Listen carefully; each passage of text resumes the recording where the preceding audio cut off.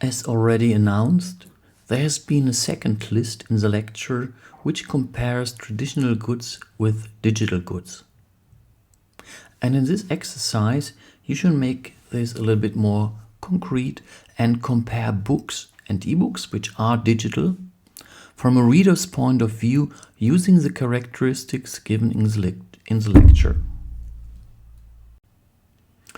So here is this list. And now compare books and ebooks using this kind of list. First, we have these marginal costs per unit. And what are these marginal costs? If you have the first copy of a book, it will be relatively expensive because we have to pay the author, we have to pay the one who produces the book.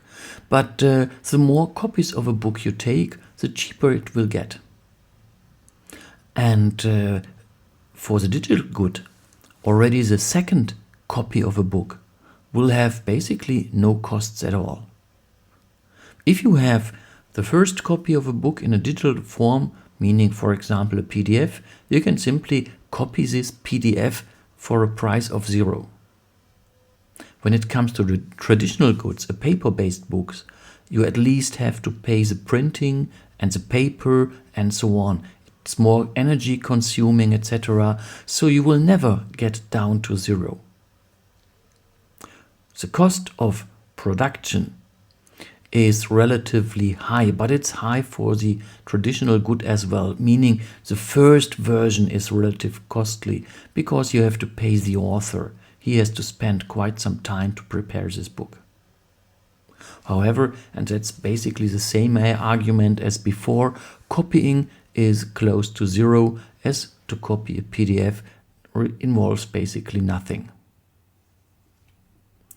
Delivery costs are low, close to 0 again, because a PDF to be sent through the internet doesn't cost anything, assuming you do have a flat rate and the energy of the internet is paid by somebody, is paid by the estate. If you send a book by slow post, you have to pay a few euro for sending it.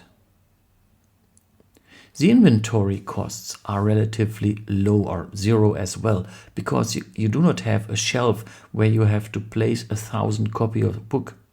You simply have the one copy on your server. And a traditional good, here you have to pay again for these shelves, etc.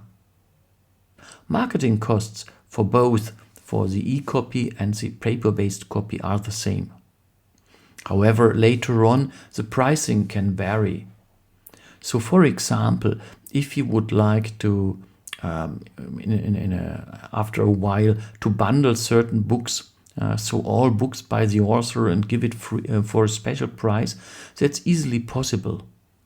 When it comes to traditional goods, that's not that easy. You have to sign the books, etc., etc. So this being variable is one of the great advantages of digital goods.